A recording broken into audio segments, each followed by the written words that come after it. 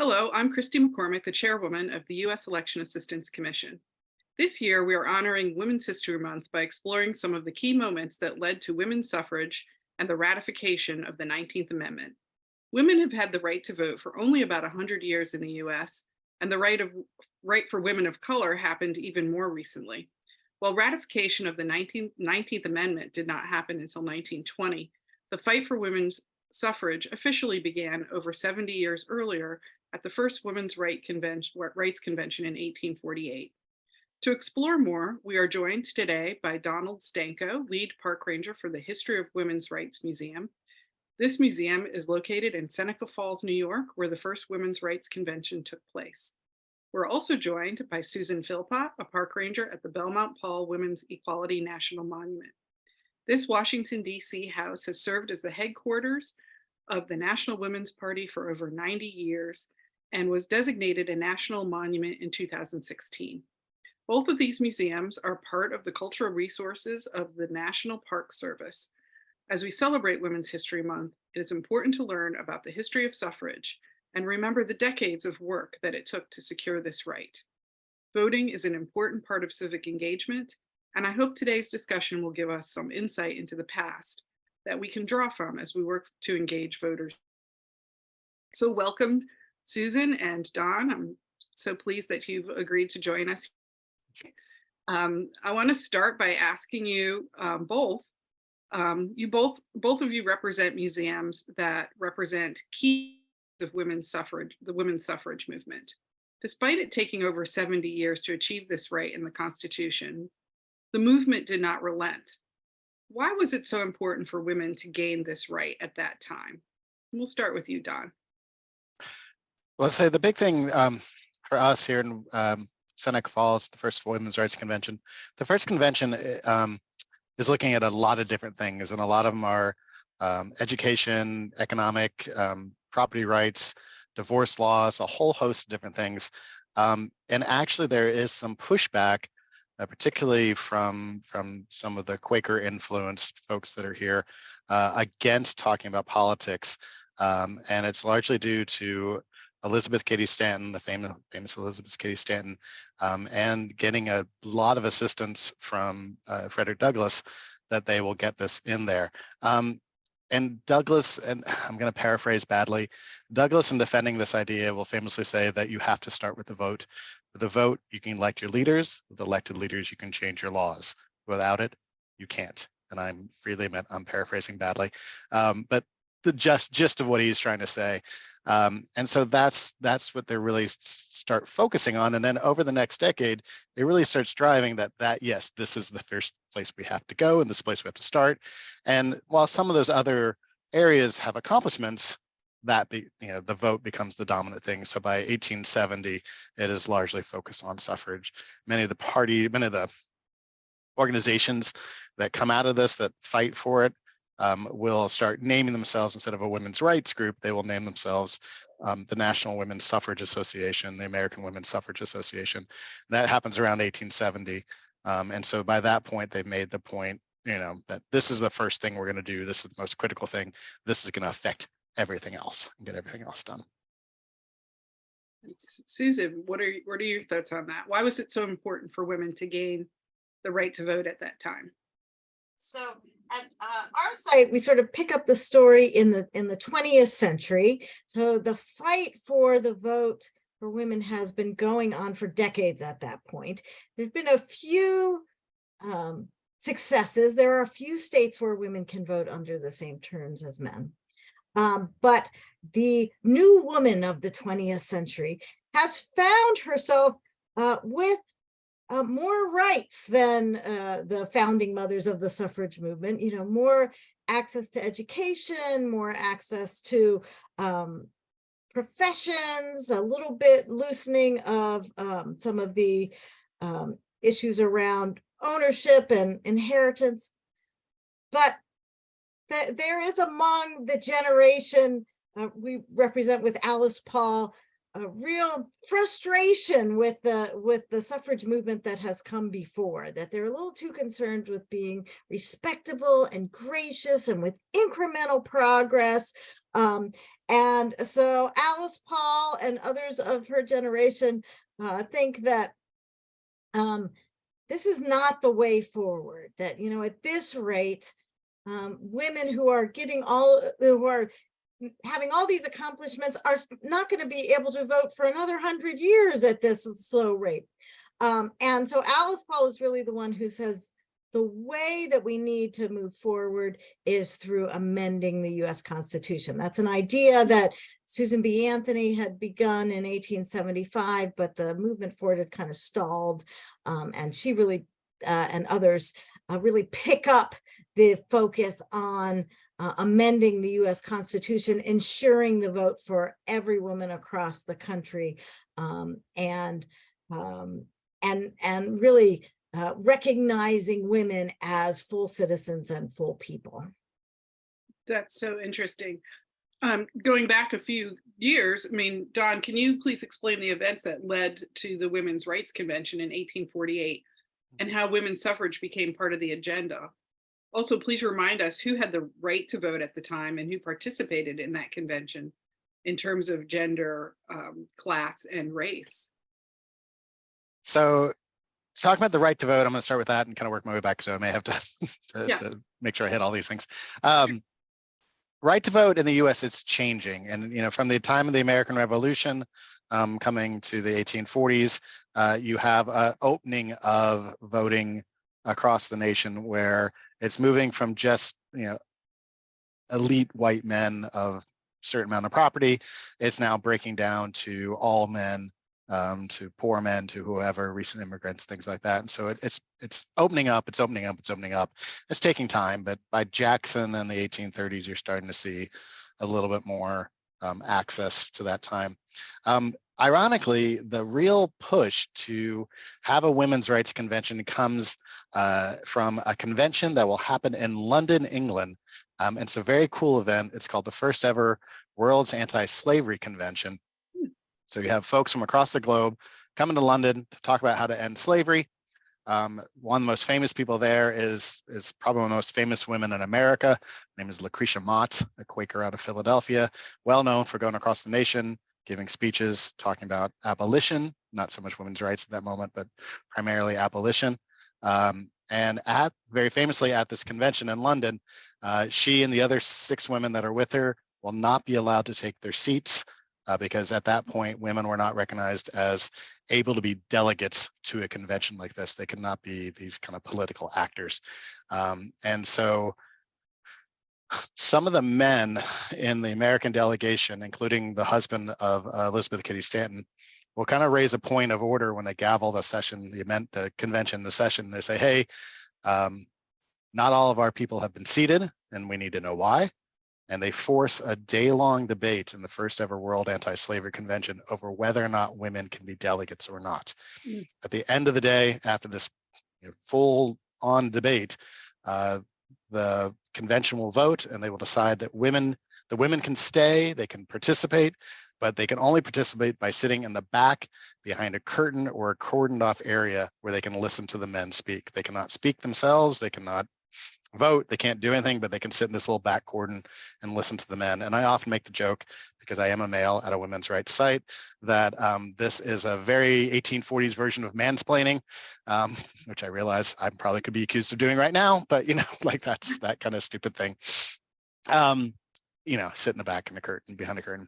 And to be fair, the famous abolitionist William Lloyd Garrison will show up late to convention, and he will take a seat in the back with the ladies as kind of a sign of solidarity. So the end result, though, is out of this convention is Elizabeth Cady Stanton, who is there with her husband. She's not a delegate. She's not political really at this moment. She will be very upset, logically so. It's a horrible moment. But she gets to meet this famous Lucretia Mott, and they will become friends. They'll become allies. They will bond over this moment in London. And at some point, walking around the streets of London, arm in arm. So the kind of myth story goes. Elizabeth will turn to Lucretia and say, when we return to America, we must have a convention for women. We must form a society, kind of like a nonprofit, to kind of advance these ideas. That is 1840. Nothing happens till 1848. Both women have other things going on. Elizabeth is a newly married woman. Lucretia Mott is fighting for abolition. Out of dumb luck circumstances, they reconnect here in Seneca Falls when Lucretia Mott is in the area visiting her younger sister, Martha Coffin Wright. And at a very famous tea party held at the local woman Jane Hunt's house, Lucretia Mott, her sister Martha Coffin Wright, Elizabeth Cady Stanton, Jane Hunt, and Jane Hunt's neighbor and relative, Marianne McClintock, will all decide, let's go for it, let's do it now, let's have our convention, let's do this. It's 8 years after the fact, but Stanton is able to convince them that it's time to do it, we must do it. And then I find this super fascinating. They will have that convention 10 days after the Tea Party. So I don't know if anyone's planned a convention. Usually they take a while. This they do super fast. And it largely has to do with Lucretia Mott. As I said earlier, Lucretia Mott is one of the most famous women in America. And so having her as a speaker at the convention is a draw. And people will come from all across the area to see the famous Lucretia Mott. A lot of Quakers in the area, a lot of Wesleyan Methodists, part of the chapel. So folks who are part of kind of the abolitionist movement will often be drawn to this and be involved. And they'll have the convention July 19th and July 20th of 1848. And as I said earlier, they're going to be looking at a bunch of different things. And so the vote is part of it. And as it's not without some pushback, Lucretia Mott herself, who is kind of the elder stateswoman, for lack of a better word at this time, she will actually tell Elizabeth Cady Stanton, Elizabeth, or she'll call her Lizzie, Lizzie, don't include that. That will make us ridiculous. And so they're afraid that by including the vote, which is a fairly novel idea at the time, it'll undercut everything else they're fighting for. But Elizabeth sticks to her guns. She enlists the aid of Frederick Douglass.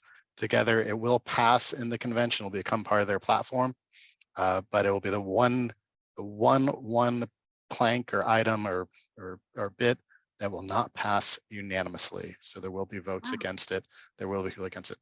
You can argue part of the protest against it is from the Quaker faith. The Quaker religion at this time was very focused on being non-political and engaging with, and there becomes a whole movement in the abolitionist world that they should not, that in abolition, by voting and participating in politics, you were condoning the evil of slavery because the Constitution of the United States allowed slavery.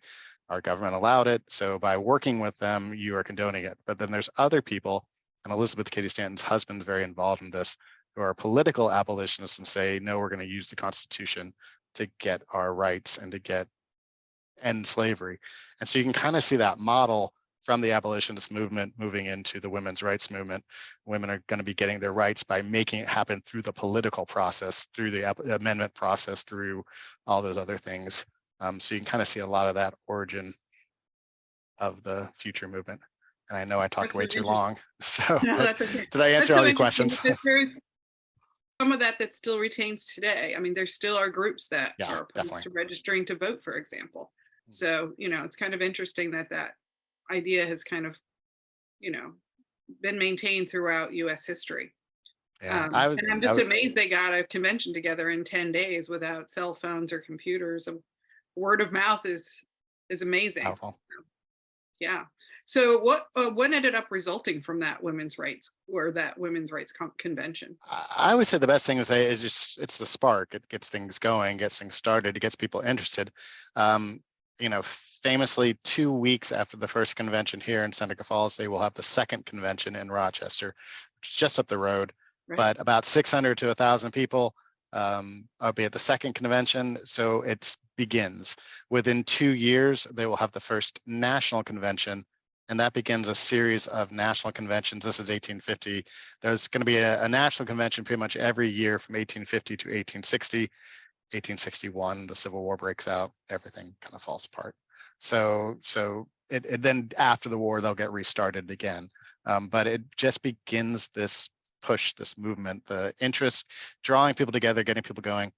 1850 as well. Elizabeth Cady Stanton, who's very much the architect of all this stuff, she'll be introduced here in Seneca Falls to Susan B. Anthony, and they will begin that beautiful 50-year-long friendship where they work together. Elizabeth phrases it very famously that she crafts the thunderbolt and Susan hurled it. So their partnership makes so much more of this happen, but that takes till 1850 to get to that partnership, that friendship. So we've heard about Elizabeth Cady Stanton, Lucretia Mott, Susan Anthony. Who are some of the other key players who emerged out of this convention?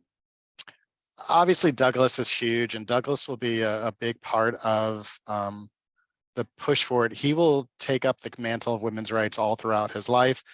He will kind of, and I'm going to paraphrase badly, he's going to basically say that it's the one thing he did for others, not for himself, as opposed to abolition and anti-slavery work. His newspaper in Rochester is the North Star, and on their masthead, they'll say the right is of no sex, kind of have this different things like that. So he's pushing the needle as well. He's helping.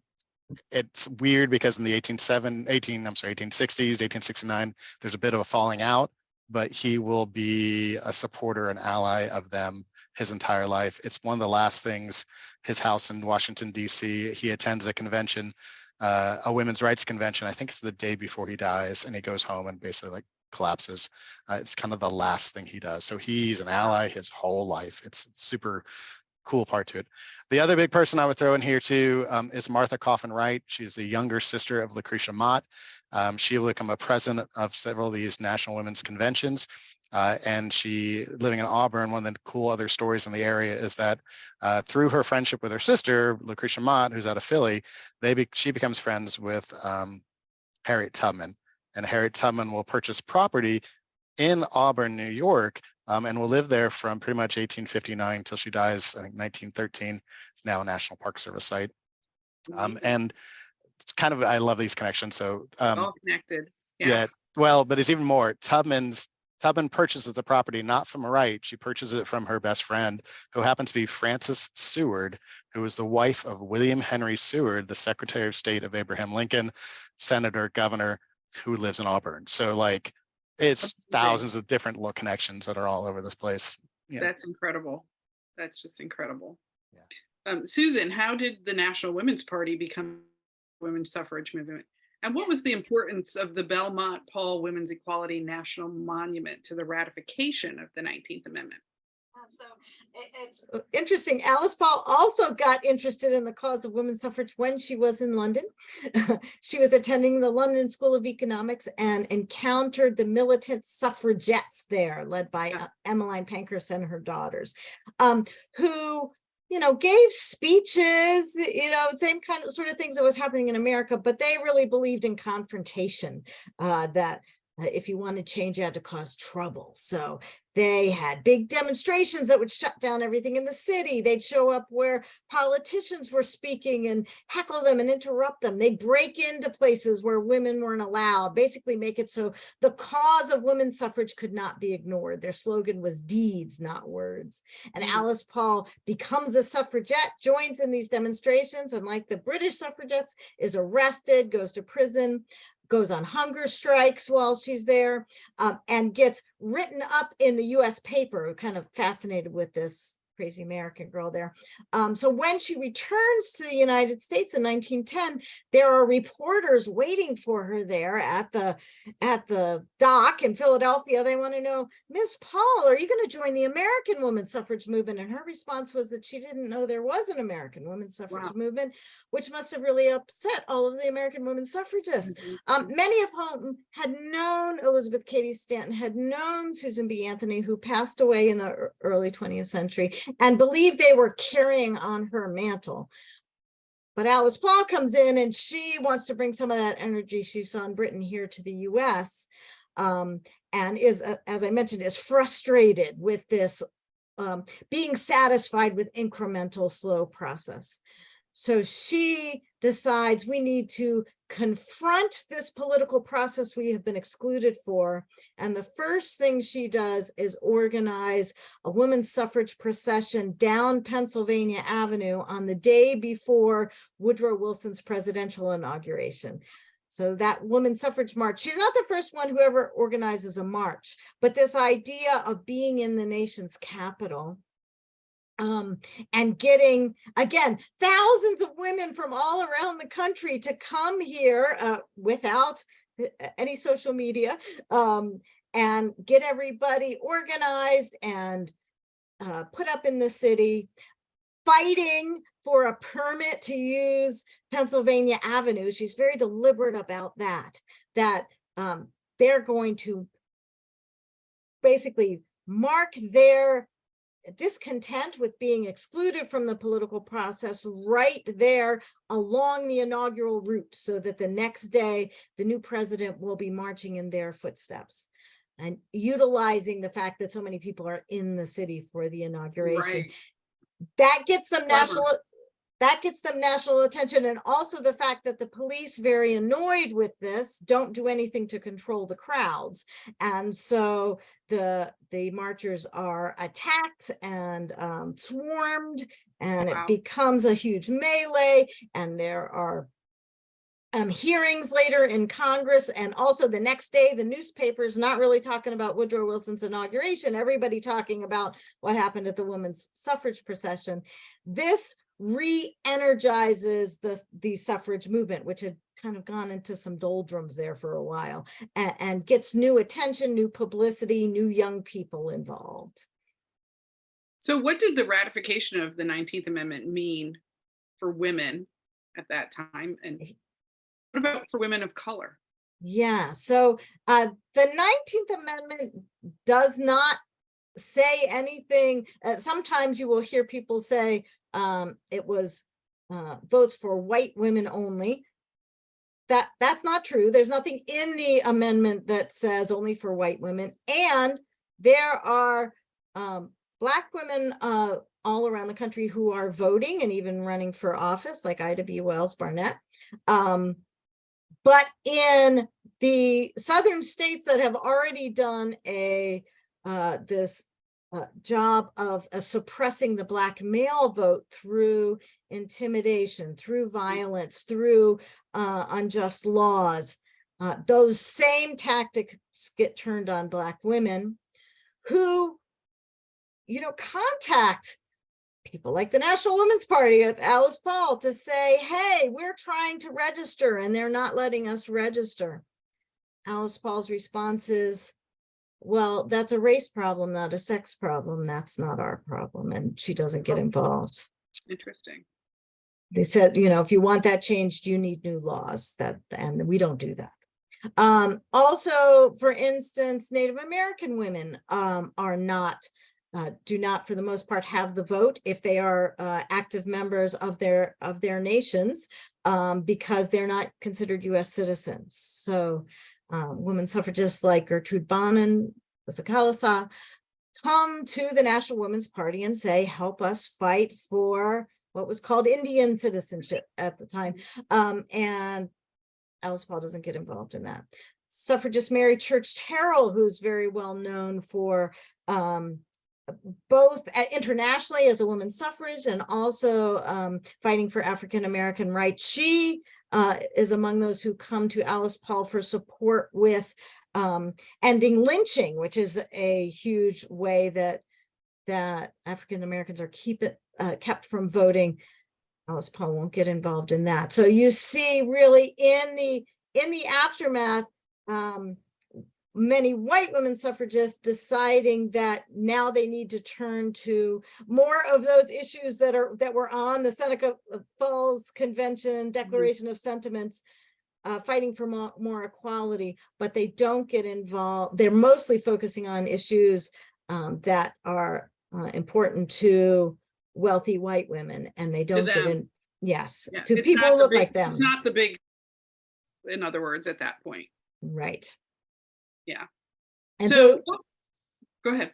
I was just going to say, it will take the Voting Rights Act in 1965 before that starts to change.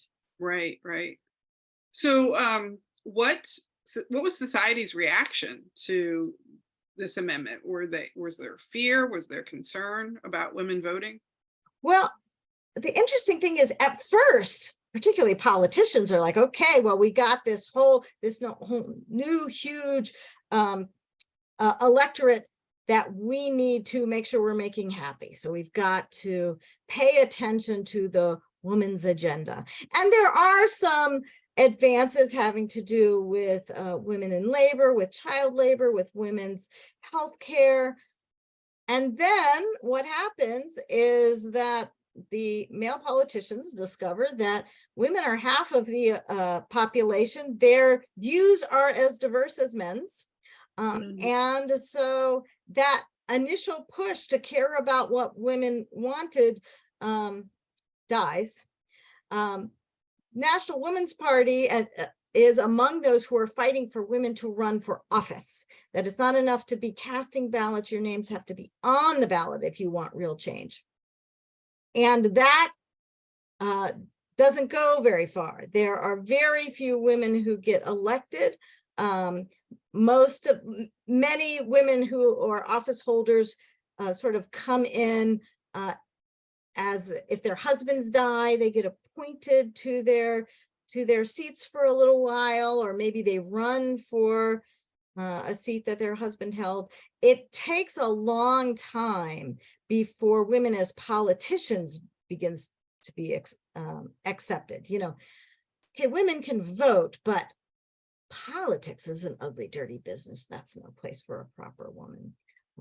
And even today, you know, women only hold on average about 20% of elected offices. Right. Still haven't equalized that.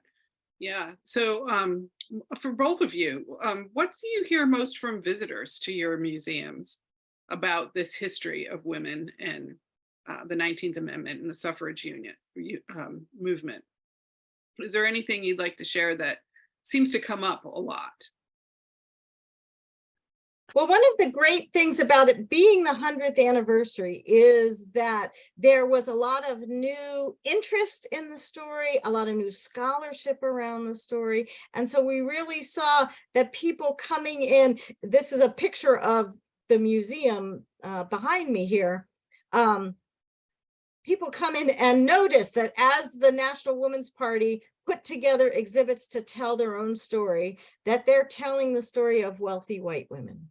And that is not the full story of the fight for women's right to vote, nor the fight for the ongoing struggle for equality. So people wanted to know more of those stories. Our site is a 200-year-old house that became part of the National Park Service, as you mentioned, in 2016. We're interpreting, we came into the space that was the National Women's Party's museum, telling the story from their exhibits. We've been doing a lot of work to the house itself, but when we come back and reopen, it's going to be the same exhibits. And so that's really our next project, is to tell more of those stories. So we're not just telling the small story of a group of elite white women, but we're telling a broader story and really talking about those tensions and those problems in the story that really aren't in the exhibits right now.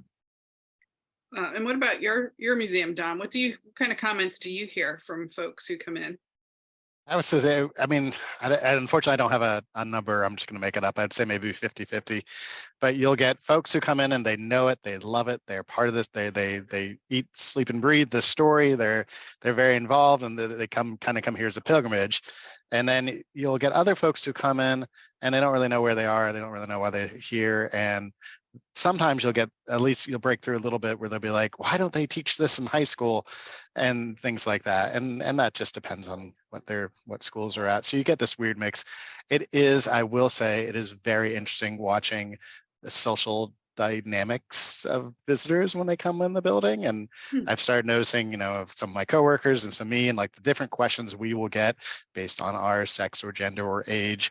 And it's kind of entertaining. I definitely, as a male, and with having a few other male coworkers, we're about 50-50 staff. The men will get these questions like, well, how did you get assigned here? Did you get asked to be like, were you placed here? Were you made to come here, type thing? And the women will never get that question. But then on the flip side, we often get a lot. Some of the women will try to enforce a rule, and they'll get very talked down to and very dismissed, and basically, oh, where is the real ranger? So you see all these crazy dynamics that you would love to think that we are past, but we are not. And yeah. Speaking of pilgrimages, I've heard that Susan B. Anthony's gravestone is up there, and that it is Rochester. People go there and put the "I voted" stickers right on that, and I think they've stopped allowing that now, haven't they? No, I don't know if they stopped. The story I got, we went and did a tour at the cemetery there just last year, and it became a mess, I think, in 2016. And now, like, they had people around the block, out the corners, I mean, they had to do traffic control. It was crazy. What they really started doing now is there's actually like a shield or a plastic case that goes over top of the gravestone about 2 weeks before any election, and it's that people can place their stickers on, because placing stickers on a gravestone is not always the best thing, you know, that type of thing. But it's interesting the pilgrimages people take to do that. So yeah, I'm sorry. No, go ahead. So a group of people who made a pilgrimage there 100 years ago were those who had fought for the right to vote, the victory of the 19th Amendment. They traveled to Seneca Falls in 1923 and visited Susan B. Anthony's gravesite nearby, and then announced that now that women had the vote, they were going to go back to the idea of amending the U.S. Constitution again. So it was 100 years ago, in July of 1923, that Alice Paul, the National Women's Party, announced what they called the Lucretia Mott Amendment at the time. We know it today as the Equal Rights Amendment. Wow, that's been around for 100 years. That's amazing. Has. So can you both tell me a little more about the museums you represent and the significance behind the grounds and the artifacts as they relate to the women's suffrage movement? And I'll start with you, Dawn. So the major thing we actually protect here, and this is part of the National Park Service system, so we have four historic buildings. The Wesleyan Chapel, which is where the convention was held, the home of Elizabeth Cady Stanton, Lucretia Mott, I'm messing up, Jane Hunt, and Mary Ann McClintock. And so those three homes are underneath the Park Service here. They're what we control. We also have a building that's adjacent to the chapel that has a small museum in it. Much like Susan's exhibits at the Belmont-Paul, ours are from the 90s. They're getting a little dated. So there's some updates that need to be done. So it's not 100% where we need to be. But so with the Park Service, the term we have, these are our historic resources. It's these old buildings, and that's telling the story of the folks that were here. The chapel has gone through multiple changes, so now it's kind of its current incarnation. We haven't truly rebuilt it, but the basic structure is there, and we do our programs in there, and we can have folks meet there. The homes all are in a state of a variety of repair, not repair type thing, but they're the places that people walked and met and talked and all that type of stuff. So that's the major thing. Our museum, it's a little hard to say, we don't have a lot of artifacts. The artifacts are the buildings. Those are the major things we have. Thank you. And Susan. Yeah, so our site was the headquarters of the National Women's Party beginning in 1929. So they moved there. They had several headquarters, mostly around the White House. And then they moved down to this site on Capitol Hill to be, they said, an embassy for the women of the nation, a center of thought and activity, and a vantage point to keep Congress under perpetual observation. So they were very deliberate about putting themselves right in the seat of national power to lobby. They'd become expert lobbyists for laws to support politicians, and then also to fight for the Equal Rights Amendment. The National Women's Party became an educational nonprofit in 1997, and they were by that point operating in a National Historic Landmark. We are right on the corner of Constitution Avenue and 2nd Street Northeast, so we are near the Hart Senate office building, and throughout the years, people have eyed this this strategic place would be a great place for a parking lot, perhaps, and have tried to knock this house down. So the National Women's Party got the protection of National Historic Landmark status to try and save their site. And it's because they fought so hard for that, that we still have a place to tell these stories. And it has been a place that people have visited. Even today, people who are going to lobby will stop by and sort of get inspiration from the women who worked here. One of the people who came by for inspiration that we know of was Ruth Bader Ginsburg when she was a young ACLU lawyer about to argue her first case before the Supreme Court. She stopped by, she said, to sit in Alice Paul's chair and to sort of get inspiration from those who had introduced the Equal Rights Amendment. We also know that Sandra Day O'Connor, the first woman who served on the Supreme Court, her office overlooked the site, and so she would bring visitors to her office and point out the window and tell them the story of the women who had fought there. So we're very glad to be able to continue the legacy by continuing to tell the story and protect the site. And that leads into my next question, which is, what do you think we can learn from the history that could apply to voter civic engagement today from your respective sites? Have any thoughts on that? I would say so from Seneca Falls. I mean, I feel like, women's rights history definitely dominates, as it should. I'm not saying it shouldn't, but an under part of the story is watching the machinations and infighting that happen in some of these nonprofit groups that are fighting for these things. And it's dirty and dark and crazy and insane. And people shooting themselves in the foot and people having egos. And there's a whole story of nonprofit social change organizations that you could use as a model, or you could use this as a model of some things to do and some things not to do. And a lot of those things apply today. And I mean, it's crazy, insane stuff that connects. There's also, the other story I love in here is this is one of the first places in the world this stuff is happening. So there is some really neat things. One of the other stories we have here, just a current events connection, is women dress reform. They're pushing for the bloomer costume at this time. And Amelia Bloomer will actually be at the convention and is the woman who famously introduced Susan B. Anthony to Elizabeth Cady Stanton. And it's a cousin-in-law of Elizabeth Cady Stanton who will create the bloomer costume.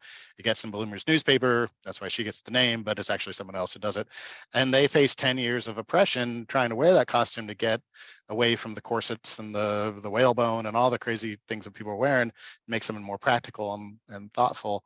And eventually a lot of them give it up because they're facing such opposition to it. They're getting, kids are throwing rocks at them in the street when they're walking down the street. And in a weird parallel to today too, when they go to conventions to talk or to speeches to talk, people are more concerned with what they're wearing than what they're saying, which happens a lot. Well, this is but I was also the Oscars, right? So yes, totally. And then I was struck yesterday. Yeah. I was struck also too with what's happening in Iran right now. Oh yeah. I mean, there's huge. A weird component of power having to do with how you control people's dress and what they wear, and it's scary and awful and horrible, but it's going on right now. Yeah, incredible. So any thoughts, Susan, from your point of view over there? Yes, I would say that we definitely can continue that sort of discussion and conversation, particularly that, when we're talking about working for social change, usually the things that get the headlines in the papers or the notes in the history books are those sort of big events, the big march. Alice Paul and the National Women's Party, also known for picketing the White House, the first ones to do that sort of demonstration. So we have lots of pictures of that. That's what gets in the newspaper. But those are really only part of the work, that those sort of open up the space to get people's attention, but so much of the work of social change is the lobbying and the phone calls and the going back again and again and trying to build supports, and also negotiating what issues are you going to take up and what aren't you, and what is the way forward. Do we keep working for everyone? Do we pick certain issues to focus on and leave others behind? How do you handle that? And also just the fact that there are so many defeats and setbacks. And sometimes when we tell the story, it sounds like, someone held a sign, someone had a march, and then equality showed up. And that is never the way it happens. It happens because people work and struggle.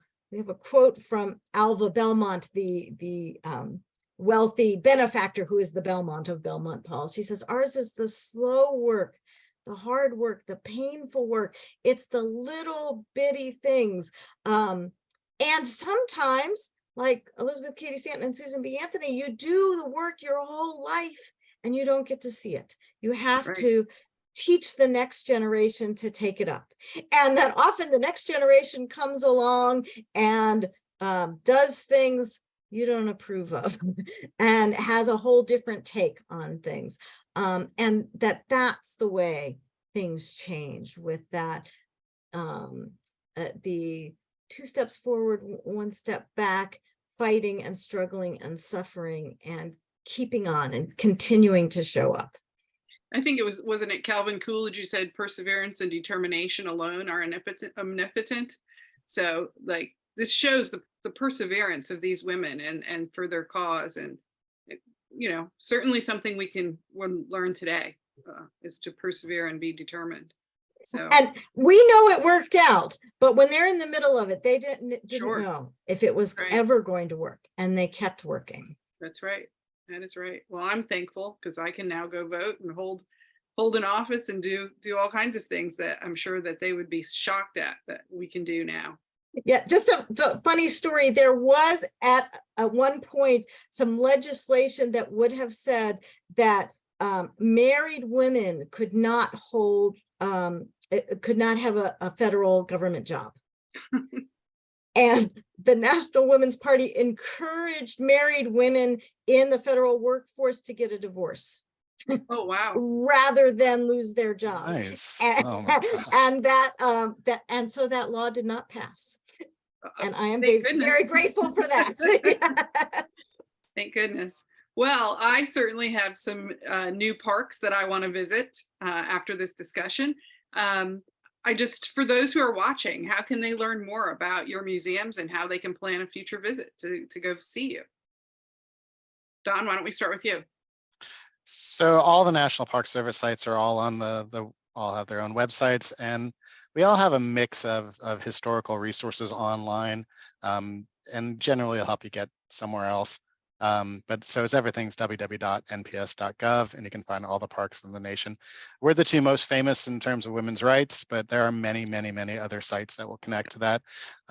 Valkill, Eleanor Roosevelt's home up in Hudson Valley, Mary McLeod Bethune's council house in, is it Richmond or DC? Oh my gosh. Oh, Mary McLeod Bethune is in DC. Maggie Walker is in Richmond. Yeah, in Richmond. So, and then the Rosie the Riveter out in San Francisco. There's a lot of different, but almost every national park should, if they're doing their things right, should have an element of that story in there. Everything from Independence Hall to the National Mall to the Grand Canyon to any of those. They all have those stories. We're just not always telling them, and that's on us to get those stories out there and do that. But the other big thing too is just there's, as Susan kind of hinted at earlier, not to steal our thunder, with the anniversary of the 100th anniversary of the 19th Amendment, which just happened in 2020, there was just a boom in literature across the spectrum of all these different things, podcasts, whatever.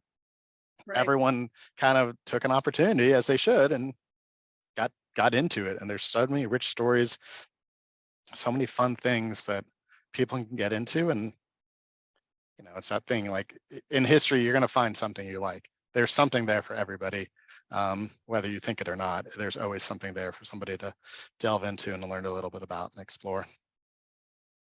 Well, how about your museum, the Belmont-Paul Women's Equality National Monument, Susan? How do we visit there?